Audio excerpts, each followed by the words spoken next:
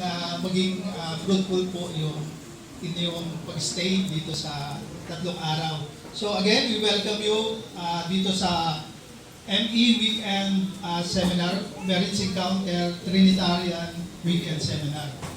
So, alam ko na iba sa inyo pinulit, pero salamat sa Diyos at tinugod niyo yung umuo kayo sa pamulit.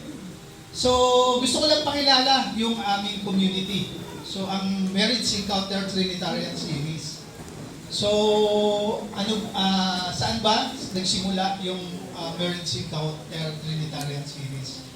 So, Marriage Encounter Trinitarian Series ay under po ng Tuklasan Foundation.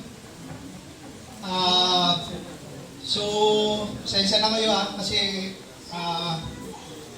nag-code po ako kasi hindi wala pa kami sa Trinitarian nung nagsimula yung bago. Paano ba inanak si Trinitarian? So, nagsimula yung Trinitarian, unang-una, meron munang Alpha Zeta 116. Ito po ay noong 1992. So, matagal na, no? Sweetheart, kailan tayo sa Trinitarian? 2016. Oh, tagal na. Kaya, ayun. So, matagal-tagal na bago kami naging bahagi ng Trinitarian. So,